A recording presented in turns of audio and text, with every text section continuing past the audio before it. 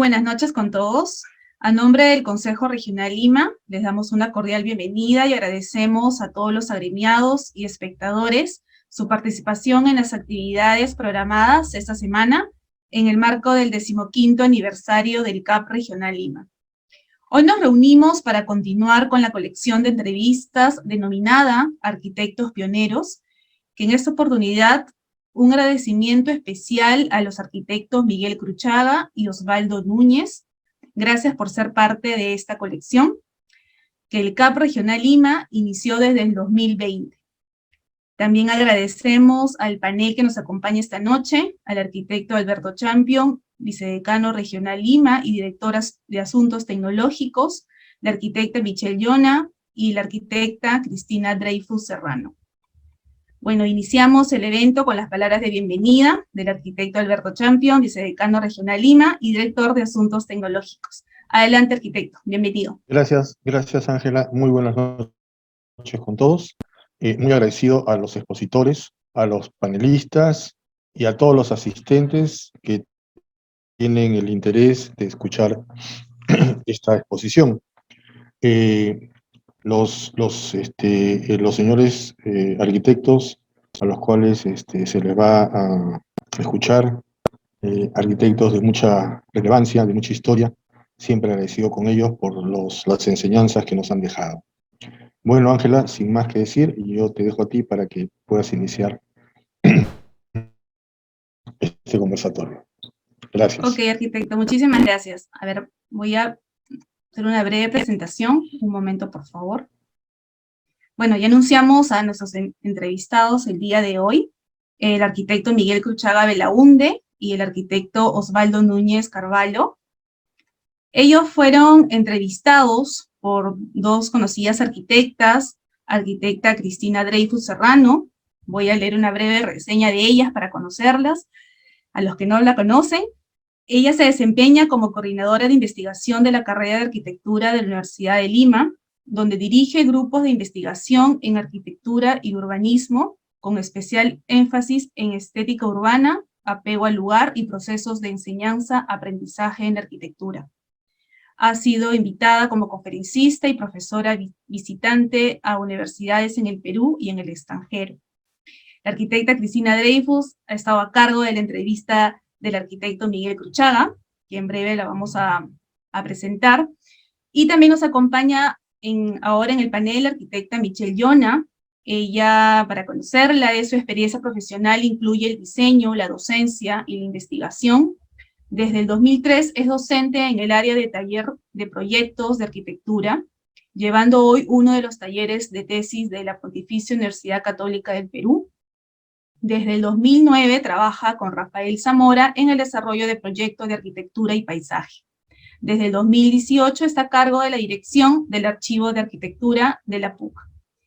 Bueno, con ella muchísimas gracias, arquitectas, por darnos su tiempo, su disponibilidad y ser parte también de esta colección de entrevistas del CAP Regional Lima. Así que le doy el pase a la arquitecta Cristina Dreyfus Serrano. Arquitecta, le doy el espacio para la introducción y la presentación. Muchas gracias, Ángela, y al CAP, a la Regional Lima, que tiene esta iniciativa tan interesante de entrevistas a arquitectos que construyen un poco la historia de nuestra arquitectura. Para mí ha sido un tremendo gusto tener la oportunidad de entrevistar al arquitecto Miguel Cruchaga, quien es arquitecto egresado de la Universidad Nacional de Ingeniería, profesor y decano de la Facultad de Arquitectura de la UPC desde su fundación. Además ha sido profesor de la facultad, ha sido profesor mío, yo le tengo muchísimo cariño, uno de mis profesores más queridos durante la carrera. Ha sido presidente de la Academia Peruana de Arquitectura y Urbanismo, senador de la República entre el año 90 y el año 92, y ha recibido el Premio Nacional de Cultura. Es además una persona sumamente generosa, tanto en la enseñanza hacia alumnos como en compartir sus experiencias con colegas, profesores, amigos, y en ese sentido, conversar con Miguel Cruchaga es una experiencia sumamente enriquecedora. Y sin más, quisiera dejarlos con la entrevista. Muchas gracias.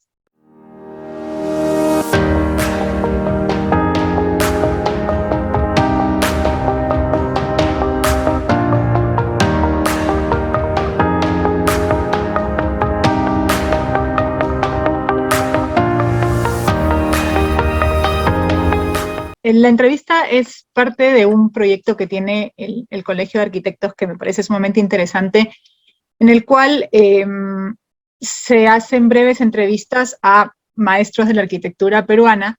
Bueno, y entonces, para efectos de la entrevista, he visto varias entrevistas que le han hecho. Me gusta mucho la entrevista que le hicieron en Ideas de Arquitectura en el año 19, y no quería ser reiterativa, entonces quisiera hacer preguntas que en ese momento, cuando yo escuché la entrevista, me hubiera gustado hacerle. ¿Qué debe hacer un mentor en arquitectura, sobre todo? Uy, bueno, ¿qué debe hacer? Yo creo que lo que debe hacer es ser lo más sincero posible y responder a todas las cosas con absoluta naturalidad, porque uno no puede conseguir captar la atención o el interés de otra persona de una manera deliberada, porque la artificialidad de esa situación el otro la sentiría.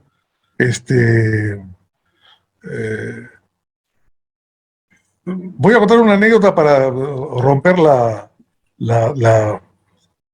el poquito de tensión que me ha causado su pregunta. Cuando yo era muy chico, estaba en cuarto año de primaria, estaba conversando un día con mi papá justamente sobre este tema. Me dijo, bueno, cuéntame de las personas que tú conoces o que has tenido oportunidad de tratar o de ver, ¿quién te ha sugerido estudiar una carrera porque te ha parecido tan apasionante lo que trasluce esa persona que una carrera significa? Entonces yo le dije, definitivamente, mi tío Fernando. Entonces él me dijo, bueno, pero es que ese es un caso distinto, pues me dijo Miguel, porque tú, en ese caso, no creo que quieras ser arquitecto, lo que quieres ser es tu tío Fernando. La respuesta no la esperé, la encontré inclusive hasta agresiva. Pero con el tiempo me he dado cuenta pues que si uno sigue los pasos de mi vida, lo que he terminado haciendo en mi vida es tratando de seguir pasos similares a los que siguió mi tío Fernando. Inclusive me metí en política en un cierto momento, y todo eso creo que está muy inspirado en la enorme admiración que yo tenía por él, que tengo por él, ¿no? El hecho de que diga tenía simplemente porque ya no está entre nosotros, pero tenía una admiración muy grande y inconscientemente yo quería ser como él. Creo que esa es la cosa más importante que le puede pasar a uno. Y finalmente, usted puede decir que intentó seguir esos pasos, pero el resultado termina siendo bastante distinto. Completamente. Por la dedicación a la docencia, ¿no? Ya van a ser, me adelanto un poco, pero casi 30 años que usted está a la cabeza de la Facultad de Arquitectura de la UPC. ¿Quieres que te cuente un cuento que no viene al caso respecto del tema, pero sí te lo voy a contar para que veas cómo es? Cuando ya estábamos en los últimos años de él, y yo lo iba a visitar todos los días a conversar y en fin, a usar los últimos trocitos que quedaban de su persona, un día me dijo, oye Miguel, ¿cuántos años llevas tú de decano a la Facultad de Arquitectura de la UPC? Entonces le dije, creo que tengo 15 más o menos. Entonces me dijo, oye, pero basta ya, no te quedes en una posición tan dominante tanto tiempo, porque eso no está bien. Hay otras personas, estoy seguro, que tienen tantos o más talentos que tienes tú y que deberían tomar ese puesto, debes dejarles el paso. Y me dio mucha cólera que me dijera eso. Me dio mucha cólera. Le dije, oye, pero yo no he tenido la suerte de que se me presenten tantas oportunidades como a ti. Pero me quedé callado. Le dije, sí, lo voy a pensar. De esto hace ya como 15 años. ¿Qué es la arquitectura? ¿Qué es ser arquitecto? De lo que es la vida. Cuando yo estaba en ese momento, cuando estaba en el momento en el que el Ministerio de Pesquería estaba terminándose, habían sucedido dos cosas. La primera cosa es que los socios con los cuales hice ese proyecto, con los cuales conseguimos ese proyecto, que eran Miguel Rodrigo y Emilio Soyer, ya no estaban en el proyecto, porque Miguel Rodrigo, que era el jefe, el inspirador, el encausador de esta etapa de los sueños, el año 72 mismo, el mismo año que Rodrigo se fue, sucedió que el ministerio, que las autoridades que estaban a cargo del Ministerio de Pesquería decidieron, el gobierno general decidió estatizar la pesca. Entonces la pesquería, que había sido una actividad fantástica, porque era la búsqueda del oro en California, ¿no es cierto? Cualquier persona que tenía un poquito de ambición y de ánimo de aventura, se compraba un botecito y él se hacía pescador. Y el ministerio se hizo inspirado en eso, porque en alguna oportunidad, conversando con el ministro de Pesquería de entonces, él nos dijo, cuando yo le pregunté, me acuerdo, ¿qué cosa quiere usted que le diga a la gente de este ministerio cuando uno entre a él? Entonces me dijo una cosa muy bonita, me dijo, mire, yo lo que creo que debería servir este edificio es para que la gente más pobre, más humilde, nacida en la necesidad más clamorosa, entre a este sitio, que es el sitio al cual le da derecho el hecho que tiene una pequeña embarcación y una línea con que pescar, entre y diga, este es mi palacio, el palacio de los pescadores. O sea, era una inspiración totalmente privatista, porque el más pequeño era dueño de ese palacio. Bueno, después vinieron situaciones económicas difíciles, porque en fin, vinieron situaciones económicas difíciles como vienen de vez en cuando en el Perú, y el gobierno entonces decidió estatizar la pesca para buscar una fuente de ingresos directos al gobierno que en ese momento no tenía, y de esa manera poder seguir haciendo las cosas que estaba haciendo. Y entonces, al estatizar la pesca, para mí vino un derrumbamiento total, porque dije, oye, pero todo esto lo hemos pensado como el sitio en el que la gente llega orgullosa a su palacio, al palacio de los pescadores.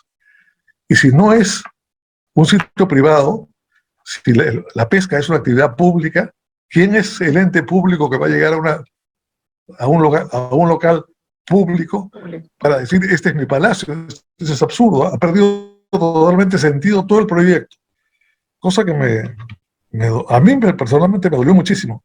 Y me acuerdo con el clavo adentro de que tenía que buscar una forma de recuperar eso. Estábamos en el año 75, me acuerdo ya, y en el año 75 vino el golpe militar, por el cual Morales Bermúdez depuso a Velasco, y con Velasco a Tantaleán, que era su ministro más cercano.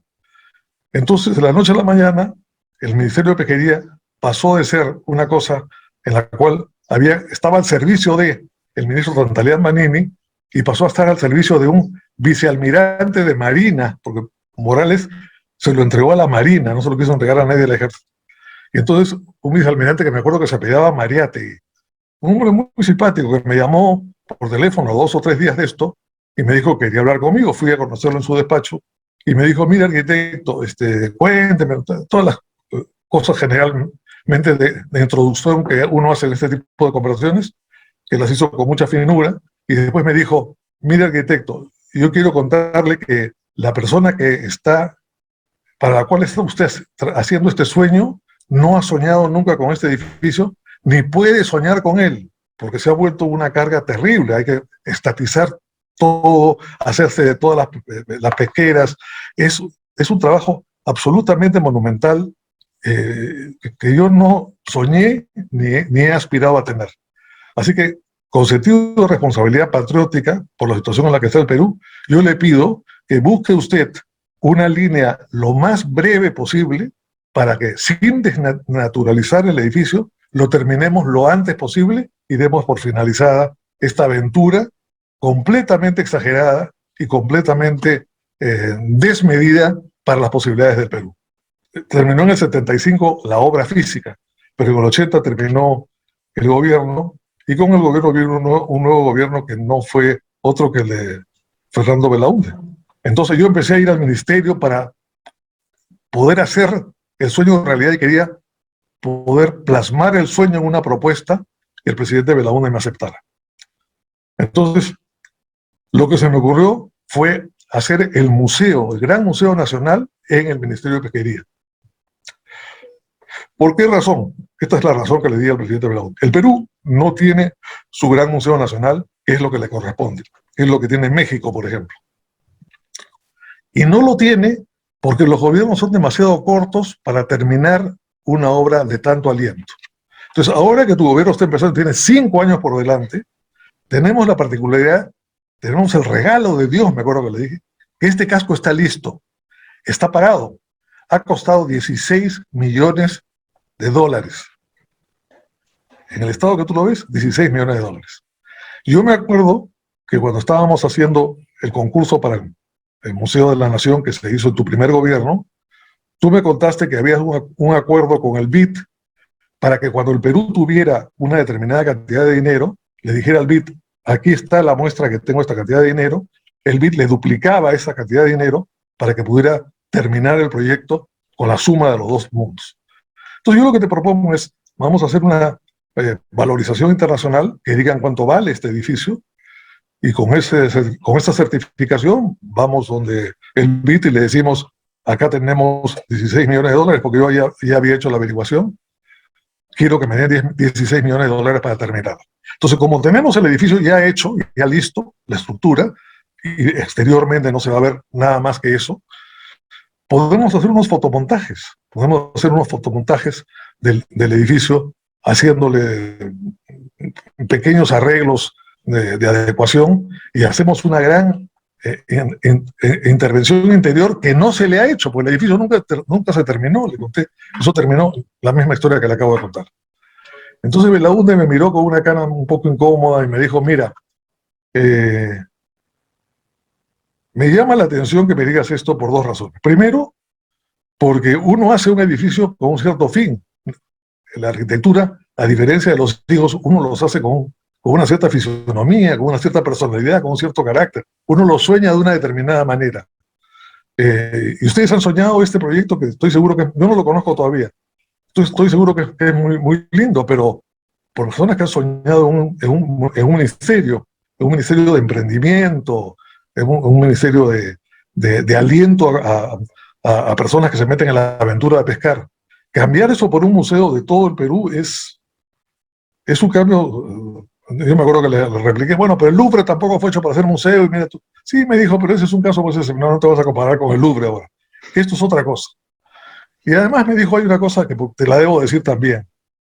Uno en la vida debe respetar la obra de los demás. Ese ministerio es una obra del gobierno militar. Es un gobierno militar que además me depuso a mí, respecto del cual yo no debo acariciar malos sentimientos. Entonces, si yo hago cualquier cosa en ese edificio para transformarla en otro, lo que parece es que primero estoy desnaturalizando un sueño que tuvo un cierto sentido y que lo termino convirtiendo en otro. Me agarro tu sueño a la mitad de que está siendo realizado y lo convierto en otra cosa. Me parece mal. Románticamente me parece mal. Y 2, prácticamente me parece, la gente va a pensar, claro, Belaúnde se está vengando los militares, agarrando el mejor edificio que hicieron ellos para convertirlo en otra cosa que sea su obra. No estoy muy segura del año, 2011 puede ser, cuando trataron de pintar el museo de color blanco. Sí. Y se organizó una manifestación. Yo estaba recién regresada de vivir fuera y caímos ahí con estudiantes de varias facultades, y me acuerdo que estuvieron usted, Miguel Rodrigo, creo que también estuvo Emilio Soller. También estuvo Emilio Soller, claro, lo estuvimos los 3. No sé estuvo si el decano del Colegio de Arquitectos, y estuvo Freddy Cooper también, claro, sí. No sé, me gustaría escuchar su punto de vista. Alan hizo que el ministerio se convirtiera inmediatamente en Ministerio de Cultura. Ya no era INC. Claro. Y ahí fusionaba el Ministerio de Cultura, y además había una especie de ministerio de museo temporal que iba dando la razón de ser al edificio. Bueno, entonces, un día parece que pasó por ahí, le pareció que el edificio del Ministerio de Pesquería se veía muy sucio, muy a mal traer, y llamó por teléfono a Juan Ocio, que era amigo mío, su compañero de clase mío de colegio, y le dijo, oye, sería bueno que pintaras, como he pintado en el centro cívico de crema, ese edificio que está con el concreto muy feo. Y Juan Ocio, que quería ser un ministro aplicado, tomó la disposición necesaria para empezarlo a pintar inmediatamente.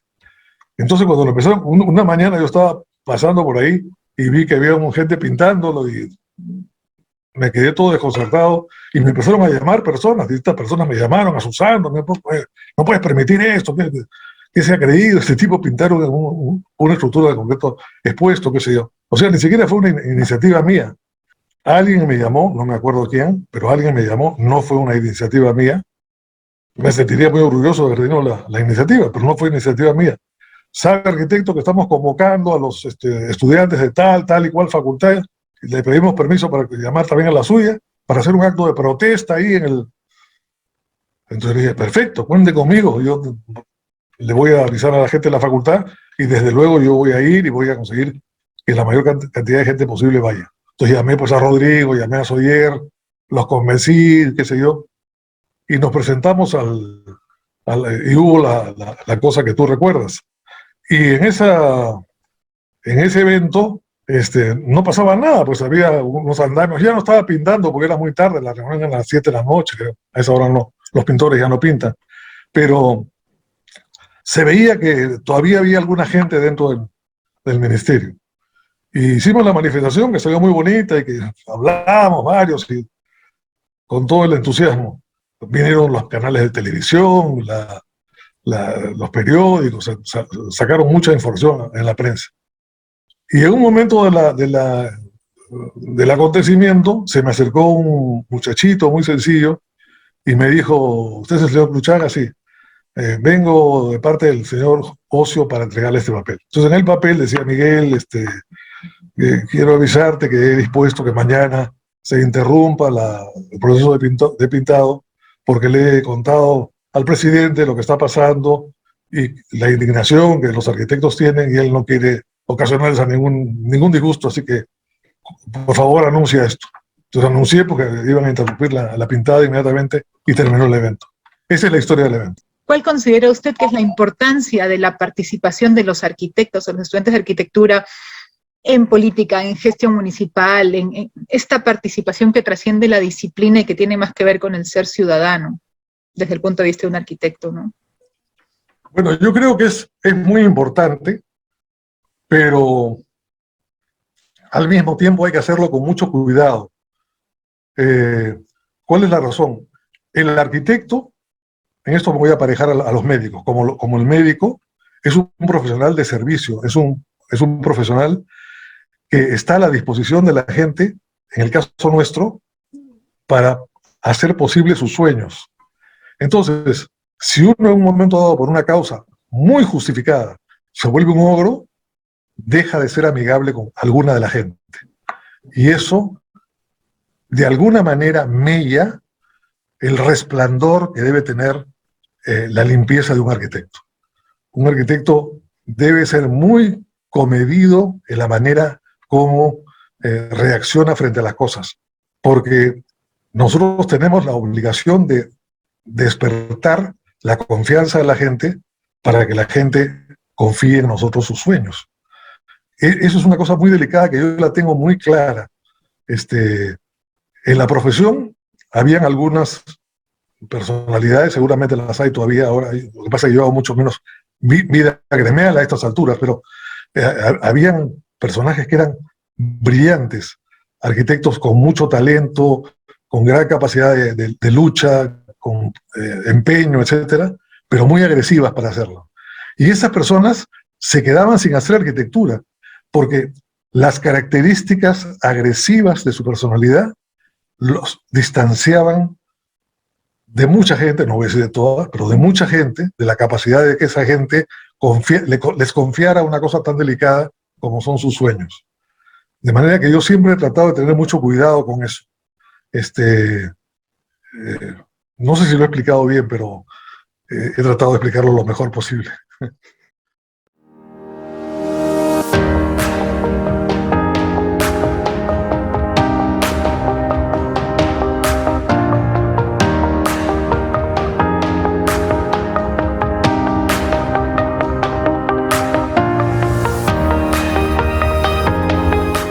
Bueno, Bueno, presentamos el video del arquitecto Miguel Cruchaga. Al finalizar la presentación del video del arquitecto Osvaldo Núñez, inician las arquitectas un panel de diálogo, comentario, ¿no? Referido a las dos entrevistas.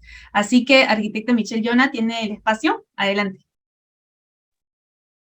Buenas noches y gracias al CAP Regional Lima por esta invitación. Al igual que Cristina, este espacio de conversación ha sido súper enriquecedor. La verdad es que yo conocía a Osvaldo Núñez más por un vínculo con mi padre, ¿no? Y recién en este encuentro, ¿no? He podido como conocerlo, ¿no? Y compartir sobre arquitectura con él. Nosotros nos juntamos 3 veces para conversar. Entonces, la verdad es que creo que ha sido una semana donde hemos compartido un montón de información, y lo que se condensa en la conversación, en la entrevista que va a presentar ahora el CAP, decidimos como organizarlo de manera cronológica, también a pedido de Osvaldo, ¿no? Entonces, lo primero que hablamos fue como de los años 40, ¿no? Que él llama como de su prehistoria y de sus antecedentes, ¿no? Y de cómo él cree que se vincula con la arquitectura. Después los años 50, que es su tiempo formativo, tanto en la uni como estudios de posgrado en Europa. Los 60, como el inicio de su vida profesional. No sé si saben, pero él ha dictado en la uni, ¿no? Desde el año 65 hasta el año 2020, tanto en taller como en cursos de teoría de la arquitectura y de comunicación de la arquitectura. Y también desde los años 60 empezó a trabajar en instituciones como la Corporación Nacional de la Vivienda, en la Junta Nacional de la Vivienda y en el Ministerio de Vivienda. Entonces hay una línea ahí muy importante, ¿no? Que después marca su labor profesional. A finales de esos años, ¿no? Y es un punto importante, es el proyecto del Centro Cívico. Mira, su lista de proyectos a lo largo de todos estos años es muy grande. Yo creo que no la voy a contar ahora, pero yo misma me quedé sorprendida de todo lo que ha trabajado el arquitecto Osvaldo. Y luego terminamos conversando como de los años 70 y del hoy, ¿no? Donde para él se debilita el rol del arquitecto, ¿no? Y cerramos, ¿no? Ya con su propia sensibilidad crítica sobre lo que debiera hacer un arquitecto hoy. Bueno, los dejo con la entrevista a Osvaldo. Gracias.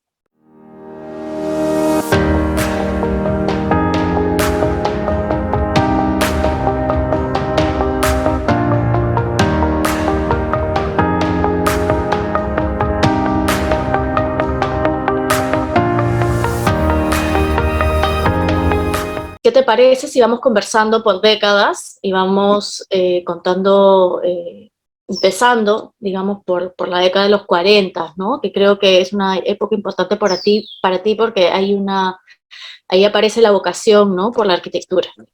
Sí.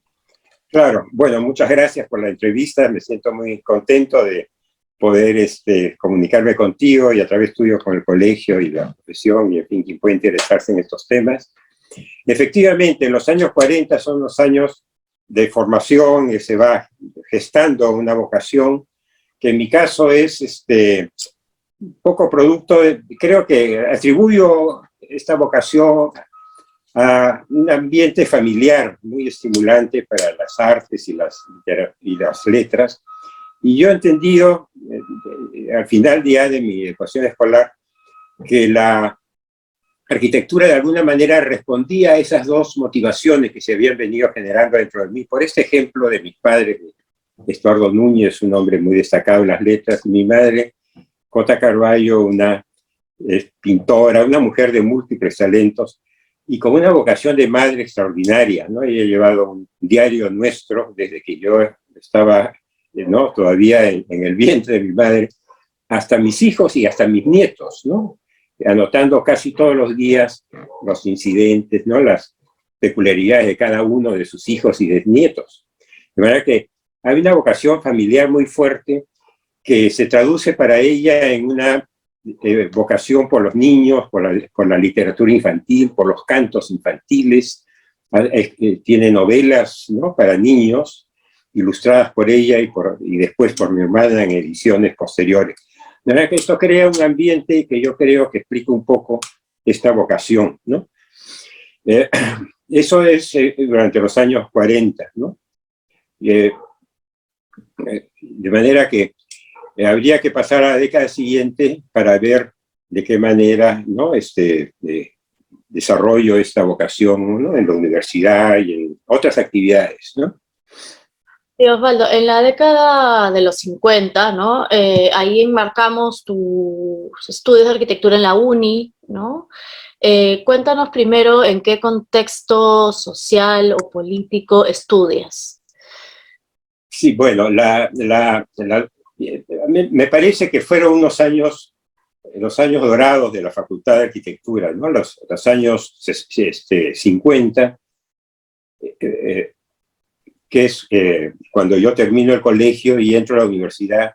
Tengo la suerte de haber entrado a una facultad de arquitectura que se estaba formando. Yo he sido parte de esta gestación, de este proceso, ¿no?, de crecimiento de la facultad de arquitectura. Oye, Osvaldo, pero en esa década, o sea, tú terminas de estudiar arquitectura en la UNI y tienes una segunda etapa formativa, ¿no? Que haces un viaje a Europa, para nos cuentas bien a dónde, para estudiar, y creo que también podríamos hacer énfasis ahí en el dibujo, ¿no? En el viaje como dibujo. Sí. Bueno, yo siempre me acuerdo mucho era tradicional, ¿no? Ir a Europa a completar tus estudios, ¿no? Porque, en fin, las ciudades, el paisaje, la humanización, ¿no?, del contexto, ¿no? Siempre había provocado, pues, viajes, ¿no? Uno recuerda viajes a Grecia, por ejemplo, de Le Corbusier, Richard Neutra. Casi todos los arquitectos han hecho, pues, su viaje al desierto, ¿no? Y han abierto mucho sus panoramas, toda la historia, ¿no? Frente a ti resulta realmente una ventaja enorme, ¿no? Museos, ¿no?, ciudades, el paisaje integrado, ¿no?, o trabajado por el hombre, el respeto, ¿no?, a los accidentes topográficos, a los bosques, a lo verde. Está humanizado y está de alguna manera resuelto, ¿no? Y entonces, y la belleza, ¿no?, del Mediterráneo, de las islas, realmente era una maravilla. Y a mí me tocó, tuve la suerte, ¿no?, de poder hacer esa experiencia también. Y fue al final de la década del 50 y principios de la década del 60. Y ahí, bueno, hubo un cambio en mi vida muy importante porque encontré a una mujer maravillosa y que fue la madre de todos mis hijos, ¿no? De manera que ahí se cambia ya de década y entro de pleno a la formación, perdón, a la actividad profesional, ¿no?, que fue otra década maravillosa, ¿no? Fue una década... Entendemos que esa década, Osvaldo, esa década que tú la consideras como el inicio de tu vida profesional, ¿no? Ya es en Perú, Sí. ¿no? Y entras a trabajar a la Corporación Nacional de la Vivienda. Creo que sería bonito que nos cuentes ahí cómo se concebía, ¿no?, la vivienda social en esos años. Sí, bueno, a principio de la década en los años 60, es la época, es el final los primeros años de la década, son el final de la Corporación de la Vivienda, que se inició también bajo la ley de la Corporación de la Vivienda, con la V3, ¿no?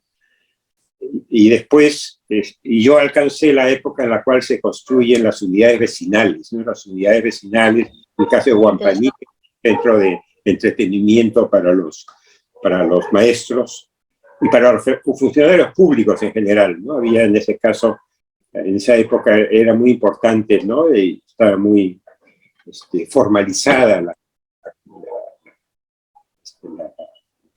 diferencia de ahora, ¿no? La actividad pública, del funcionario público. Y entonces tenía acceso a vivienda a través de las unidades vecinales y centros de recreación, como por ejemplo Guampaní. Fue una tarea que nos tocó en los años, al principio de los años 60, y que terminó muy pronto porque, bueno, hubo una crisis económica, ¿no? Se terminaban los años de mucha abundancia, que fueron los años de Odría y de Prado en la década del 50, y se comienzan a generar problemas ya de inflación y de la economía del país, y la política del país se comienza a agitar, porque comienzan ya esta afluencia, este crecimiento explosivo de las ciudades, ¿no? Y entonces aparece la figura de Pedro Beltrán, que era ministro de Economía de Prado, que le encarga a su principal crítico, el director de la prensa, Pedro Beltrán, le encarga la economía del país. Y lo primero que hace Beltrán es tratar de enfrentar esa inquietud social, generando, ¿no? Apoyando a la industria, digamos, al sector privado, ¿no? Y tratar de convertir al ciudadano en un propietario, ¿no? Entonces crea el Instituto de la Vivienda, que está orientado a satisfacer esas necesidades y esta presión, ¿no? de la social, ¿no? Responderlas también desde el punto de vista de la infraestructura y de la construcción. Entonces, era concursos de la casa propia, ¿no? Promueve pues que cada ciudadano sea propietario, ¿no? Crea la ciudad de Ventanilla, una ciudad satélite que tenía vivienda y comercio, ¿no? Se trataba de no ser solamente una ciudad dormitorio, sino también una ciudad que generara trabajo. Y crea ese instituto. Esa línea de lo que nos estás contando, ¿no? Está el concurso del Centro Cívico de Lima, ¿no? Donde participas y, sí. ¿no? Cuéntanos un poco de ese proceso y sobre todo cuál es el valor de ese edificio para la ciudad y la arquitectura. Sí, bueno, es una idea que se había venido gestando desde hacía unos años, ¿no? Habían venido incluso Sert y Wiener, ¿no? Que eran arquitectos que vinieron invitados, ¿no? Hicieron una especie de gira por Latinoamérica, sugiriendo proyectos, ¿no? En ese momento era la época del SIAM, ¿no? Del SIAM, de Gropius, ¿no? De Le Corbusier, que viajaban, ¿no? Y dejaban, desgraciadamente no pasaron muchos por acá, pero Wiener y Sert estuvieron acá y dejaron un proyecto de convertir, digamos, el corazón, desplazar el corazón de la ciudad hacia lo que sería ahora el paseo de los héroes, ¿no? De los héroes navales, y crear ahí una especie de nuevo centro moderno, ¿no? Cómodo, alternativo al centro antiguo, al centro histórico. Y siguiendo un poco el modelo de las ciudades europeas de la reconstrucción después de la guerra, ¿no? Que generan no tratan de salvar, rescatar, ¿no? La parte antigua, pero dado que ya las actividades y el desarrollo económico y social había crecido, había que alojar de mejor manera toda esta burocracia y administración nacional, ¿no? Y Lima era el centro, evidentemente, de todo. De manera que cuando sube Belaúnde, hace una segunda etapa, ¿no? Después de derribar las murallas, derriba este centro que estaba fuera de la muralla, que era el panóptico, ¿no? La cárcel de Lima, que ya era, por supuesto, estrecha para la cantidad de gente que iba a utilizarlo. Y entonces se plantea, no tanto como Sert y Wiener, un nuevo centro, sino reforzar el centro existente, que era fundamentalmente el eje del Jirón de la Unión, que venía pues desde el Palacio de Gobierno, ¿no? hasta la Plaza San Martín, continuarla por Belén y rematar en un centro cívico, que no solamente era un centro cívico, comercial, administrativo, había también instituciones como por ejemplo el nuevo Correo Central que iba a estar en esa zona. Era una zona además que en ese momento tenía cierto prestigio porque estaba la Embajada Americana por ahí, había muchos servicios, ¿no?, todavía existentes, el Palacio de Justicia. De manera que se prestaba esto para, digamos, reforzar el centro de Lima y darle mayor vitalidad y en proporción con el crecimiento de la ciudad. Y se convoca un gran concurso, que probablemente sea el concurso más grande o la operación urbana más grande que se ha hecho desde la época de Leguía, ¿no?, que se hizo la avenida Arequipa y se transformó mucho la estructura de la ciudad. Y fue esa una intención que se mantuvo este programa que salió a concurso. Eran pues oficinas, eran teatros, había un centro de convenciones que era la niña mimada de la UNDE, porque la UNDE quería, presidía una entidad internacional, ¿cómo se llamaba? No me acuerdo. Entonces tenía previsto la inauguración de este evento en este centro cívico, en esta sala de convenciones y de congresos, ONUDI, era un organismo de Naciones Unidas. De verdad que ese era el programa, ¿no? El programa además incluía algunos elementos modernos, ¿no?, como por ejemplo, incluía una vía subterránea que salía de la Plaza Unión y que estaba destinada a servir al metro de Lima, que iba a salir hacia el norte de Lima, mejor dicho, hacia el Callao, y iba a entrar por la Avenida España, pasando por debajo del centro cívico, de manera que esa era una condición que había que conservar, ¿no? Mientras que Belaúnde era presidente, Eduardo Rego era el alcalde de Lima. Y Eduardo Rego había convenido ya con una firma francesa, ¿no?, darles la concesión del metro y construir un metro que llegó a tener un nivel de diseño de detalles estupendo. Pues se sabía debajo de qué edificio y en qué lugar iba a haber cada estación, ¿no?, del metro previsto, que iba a ser una concesión durante 30 años y que hubiera sido pues ya largamente incorporado a la ciudad. De manera que en ese contexto de transformaciones y de modernización de Lima se da este concurso del centro cívico, que era muy grande, era una manzana muy grande, era como de 2,5 hectáreas más o menos, pero de gran densidad, ¿no?, porque se pensaba tener pues estacionamiento suficiente, tener muchas oficinas para el comercio, muchas oficinas para administración, como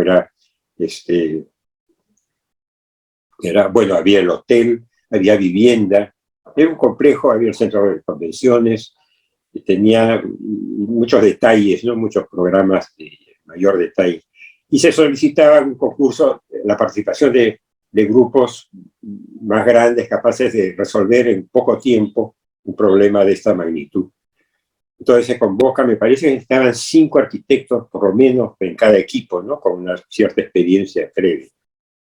Entonces nosotros nos fuimos juntando, fuimos conversando y habíamos varias oficinas amigas, ¿no?, que era la de Crucipáez, ¿no?, estaba tu papá, Miguel Llona, con Pepe García Brais, estaba yo con otros socios que compartía oficina, una sociedad un poco laxa, ¿no? No había no éramos socios realmente, pero participábamos en ciertas actividades comunes. Entonces, con Carlos Williams, una persona extraordinaria también, y Adolfo Córdoba, ¿no?, asumimos, teníamos esa oficina, y entre todos asumimos esta tarea de resolver el problema, pero como éramos muchos, para el efecto concurso dijimos, hagamos 3 propuestas, y la que gane, la desarrollamos. Así fue en efecto. Se presentaron al concurso, y de las 3 propuestas, una fue la que ganó. El otro grupo estaba conformado por Osma, me parece, creo que Rodrigo también andaba ahí concursando. Fue realmente una sonora, ¿no?, victoria la de este equipo, ¿no?, que ganó en la primera etapa del concurso, que estaba planteado en 2. Miguel Llona y García Brais fueron los ganadores de este primer concurso, ¿no?, de manera que generosamente compartieron con todas las demás oficinas la tarea, que por otro lado tenía que ser de por lo menos 5 personas, este desarrollo que se hizo de una manera muy, como un modelo, digamos, de colaboración profesional y de trabajo así de conjunto, que también teníamos pues los especialistas, ¿no? Una vez que se ganó la segunda etapa del concurso fue entre dos firmas, ¿no? En la segunda fase también la ganamos ya como conjunto, como grupo integrado de las 3 oficinas, y desarrollamos el concurso. Cuéntanos un poco, ¿no?, de tu vida profesional como docente. Bueno, mi experiencia profesional comienza recién llegado de mi viaje de Europa a Europa, y al mismo tiempo que mi trabajo en la Corporación de la Vivienda, ¿no? Comienzo trabajando en el taller de cartucho. Yo entré a trabajar al tercer ciclo, que era el de Miro Quesada. Tenía temas durante todo el tiempo en que fue profesor del tercer ciclo, era la casa propia, ¿no? Tenías que analizar tu familia, establecer las necesidades, ¿no? Y resolver problemas muy claros y muy conocidos por ti, ¿no? Entonces había esta relación entre forma y función que comenzaba ya a hacerse presente en la arquitectura. Yo entré a enseñar a ese taller, estuve ahí con García Bryce, estuvo como apoyo de cartucho en esa época durante un breve tiempo, porque después se fue becado también a Europa. Y entonces yo comencé a enseñar en esta facultad hasta como auxiliar, como asociado, unos 3 o 4 años, y después, ya unos 5 años más tarde, fue ya profesor principal, me hice cargo de un taller con el que trabajé muchos años, al mismo tiempo que enseñaba historia. Brevemente enseñé historia de la arquitectura, reemplazando a Pepe García Bryce, que había salido de viaje, estuvo más o menos un año fuera, y después tomé y me dediqué durante los años siguientes a hacer 2 cursos, ¿no? El curso de teoría de la arquitectura y un curso de arquitectura y comunicación, que me parece que puse de alguna manera algo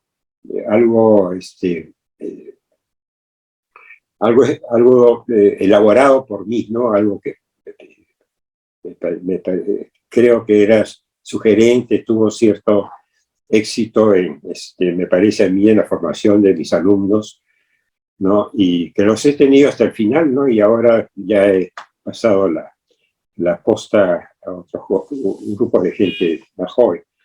Pero eso ha sido y he enseñado desde los años 60 hasta el año 2020, o sea, he estado 60 años enseñando, ¿no? En distintas ubicaciones, rematando con los talleres de tesis. Solo como para ir avanzando en nuestra estructura de las décadas, ¿no? Lleguemos Sí. al hoy.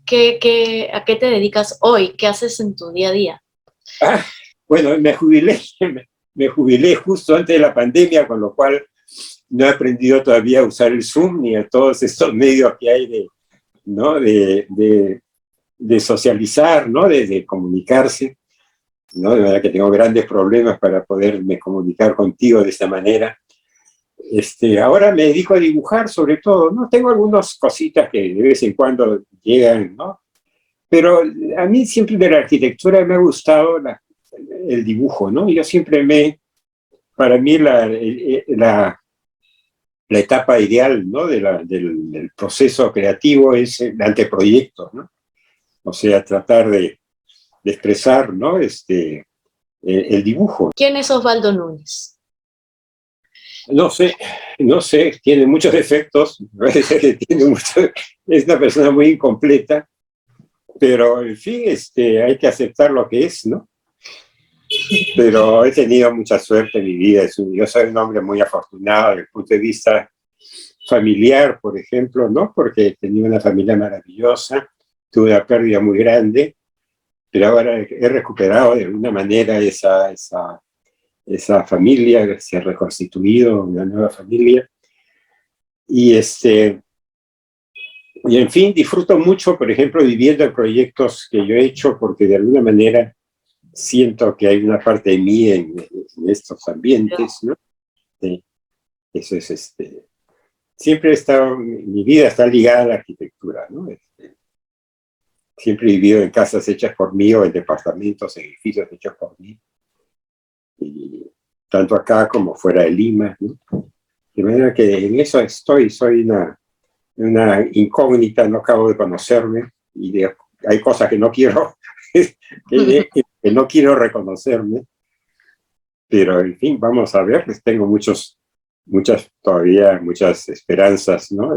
Muchos proyectos en el futuro inmediato, y gracias a Dios gozo de buena salud, de manera que eso es muy importante también. Gracias, Osvaldo.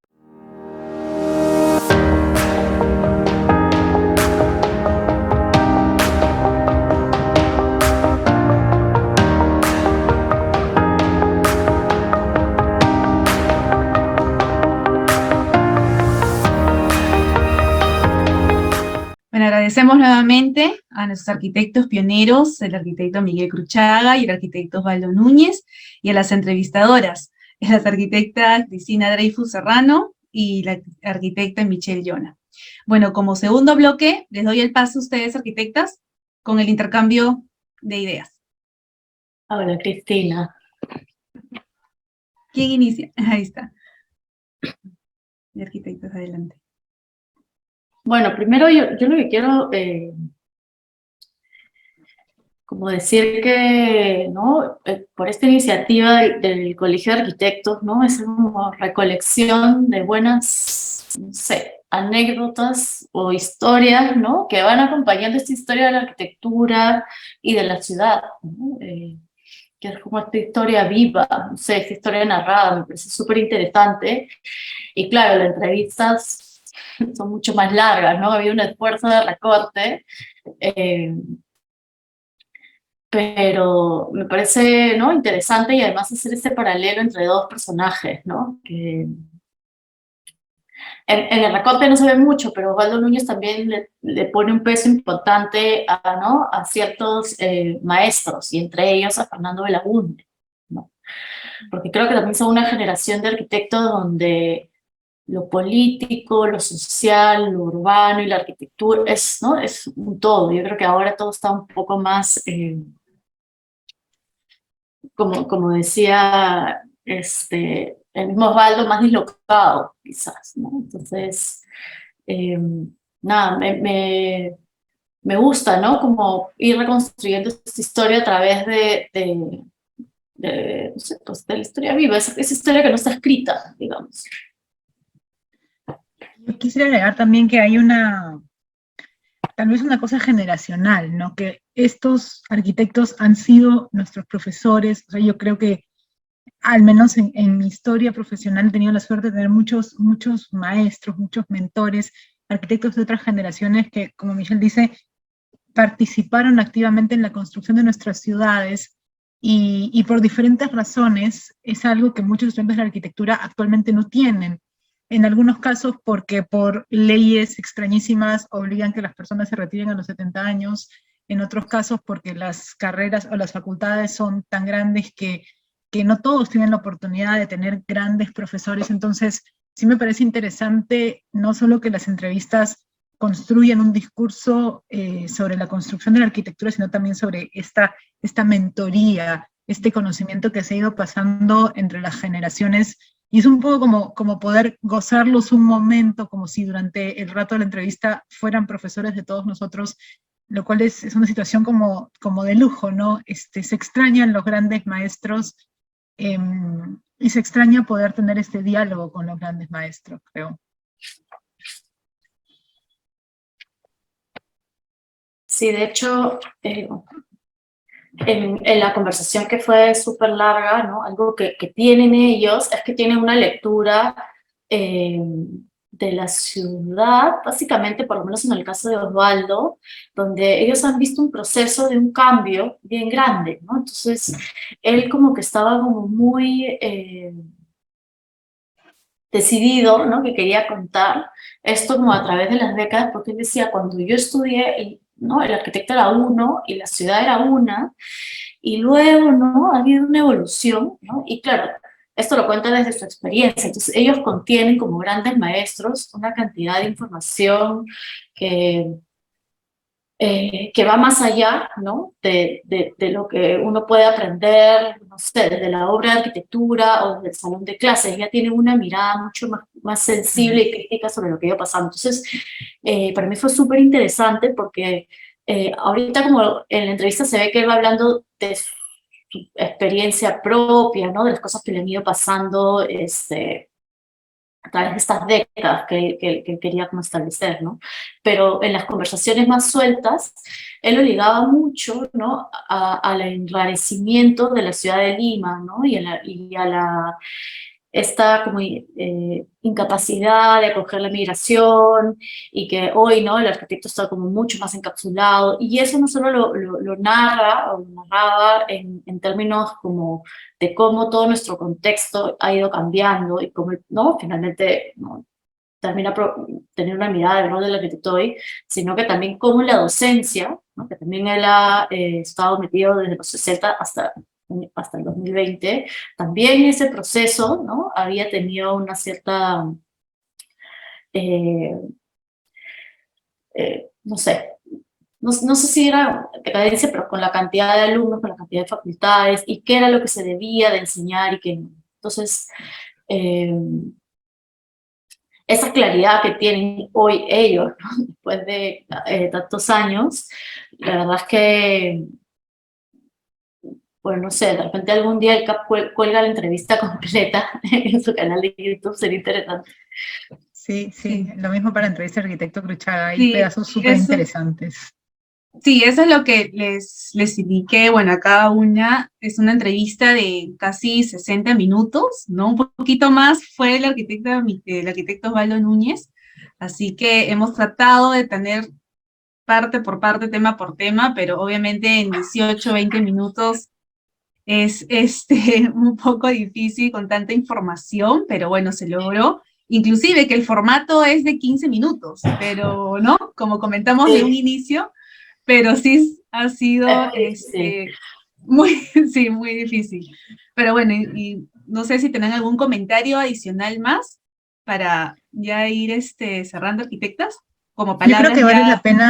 vale la pena para sobre todo los arquitectos más jóvenes, ¿no? Las perspectivas de esta generación de arquitectos son perspectivas de un mundo que empieza para ellos mucho más reducido y mucho más pequeño. Solo había una escuela de arquitectura, había un puñado de arquitectos, todos se conocían entre sí, y esto ha crecido de una manera exponencial. Y me parece que eso también tiene que ser puesto en justa medida, ¿no? Nuestra situación no es la situación que se vivía en los 40, 50, 60. Pero por otro lado, sí me gustaría animarlos a buscar otras entrevistas, que las hay, ¿no? Archivoideas tiene entrevistas muy bonitas de ambos arquitectos en YouTube, y hay, creo que, bastante material. Estamos actualmente en una especie de, no sé si llamarlo voluntad, espero que no sea una moda, espero que sea una actitud como muy comprometida, Michelle, tú desde el archivo, por supuesto, de recopilar esta información que es tremendamente valiosa, y no solo tenerla guardada en un cajón, ¿no? Sino armar estas exposiciones y armar estas entrevistas y construir nuestra historia viva de la arquitectura con sus protagonistas. Creo que esto es algo que hace unos años no se daba y ahora se está dando con mucha participación de gente joven, lo cual de alguna manera nos va a ayudar, creo, a darle sentido a no solo al pasado, sino también a nuestro presente. Sí, porque creo que es fundamental que todos los arquitectos jóvenes conozcan, ¿no? Esa historia de la arquitectura hacia atrás. Yo creo que no sé si eso ha estado tan presente, por lo menos cuando yo estudié. Claro, hay que saber quiénes son esos personajes importantes, desde los que fueron, ¿no? Los maestros de Osvaldo Núñez y de Cruchaga, ¿no? Cuál fue la formación de estos personajes, dónde estudiaron ellos y quiénes siguen, ¿no?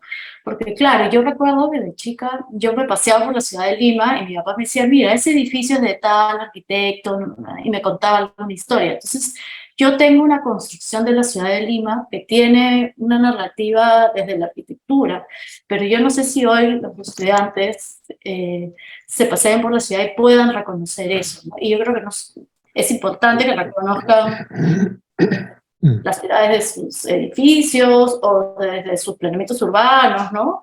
Pero también desde esos personajes que están ahí detrás, ¿no? Y de esas como pequeñas, ¿no? Como estas conversaciones, estas pequeñas historias que van, ¿no? Dándole, no sé,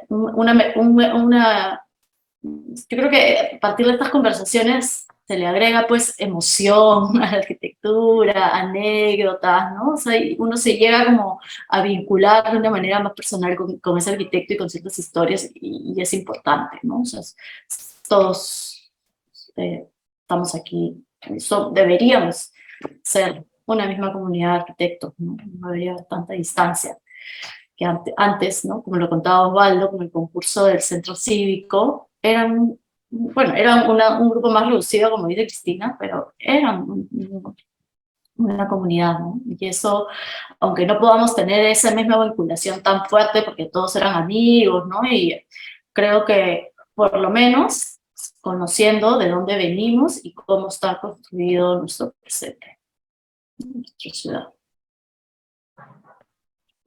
Ok, muchísimas gracias, arquitectas. Igual sí, o sea, estamos recalcando lo que estas entrevistas van a estar publicadas en el canal de YouTube, completas. También ahí hay un arquitecto que nos ha escrito, estamos justo con la arquitecta Cristina por interno respondiendo. Es cierto, vamos a colgarla tal cual está, así que estaremos anunciándolo por redes y por intermedio del Noticap. No hay ningún problema. Y bueno, como indicó la arquitecta Yonan, es parte de la colección, así que todas las entrevistas las pueden encontrar, las anteriores, que desde el 2020 iniciamos con esto de las colecciones de entrevistas, así que lo pueden ver también por el canal de YouTube, las anteriores. Y nada, muchísimas gracias, arquitectas. Sí, arquitecto, sí, adelante. Yo quería decir dos cositas. Efectivamente, como dicen, todo esto es historia, la historia solamente está quedando en la memoria de aquellos que tuvimos o tienen la oportunidad de conocer a los señores arquitectos que fueron los predecesores de todos nosotros. Nos está faltando algo que es muy importante, al menos yo pienso que es así. Debemos de tener un museo de la arquitectura. Debemos de tener en un museo los proyectos ganadores del concurso, los primeros proyectos que se hacían, incluso las copias eran quemadas al sol, que eran los planos azules, no sé si algunos lo conocen. Entonces, esa historia de la arquitectura nos está faltando porque la memoria es muy corta, se acaba y nos vamos yendo y se va olvidando, ¿no? Entonces, lo que ustedes han hecho, recordelis de dos excelentes arquitectos, de dos arquitectos renombrados, conocidos, respetados, como ellos hay muchos que son promocionales a ellos, de los cuales no deberíamos olvidarnos, pero debería quedar plasmados sus planos, sus proyectos, fotos. Yo soy más viejo que ustedes y conozco proyectos antiguos ya construidos de iglesias, capillas, construcciones de iglesias, pero a veces uno va a la iglesia y dice, qué bonita iglesia, ¿no? ¿Quién la habrá hecho? Nadie sabe. Pero si hubiera un museo, un local especial, ¿no? Donde yo en un momento pensé que podría haber sido el local de Tacna, pero creo que lo han cambiado para otra cosa, no fue así. Ahí hubiera sido bastante importante tener un museo de la arquitectura, ¿no? Todos los jóvenes podrían ir y decir, mira, ve, tal capilla fue hecha por la iglesia tal, oye, tal avenida la diseñó fulano tal edificio, mira, ¿quién hizo tal museo? Entonces tendrían una biblioteca pues viviente y no la biblioteca que tenemos en la memoria algunos y no todos la conocen, ¿no? Ojalá que las próximas generaciones pues piensen en esto y puedan plasmarlo en un local, ¿no? Eso era lo que yo quería y agradecer lógicamente a ustedes dos, ¿no? Por sus buenas entrevistas y definitivamente pues a los dos arquitectos entrevistados por sus buenas experiencias, compartir su historia, que siempre es importante para no olvidarnos. Muchas gracias por todo. Gracias, Ángela. Gracias. Gracias. Muchísimas gracias, arquitectas. Arquitecto, muchísimas gracias por estar presente el día de hoy, así que a todos los espectadores también, muchas gracias por seguirnos todos los días con este programa de 3 semanas por nuestro 15º aniversario, así que nuevamente las gracias y muy buenas noches con todos.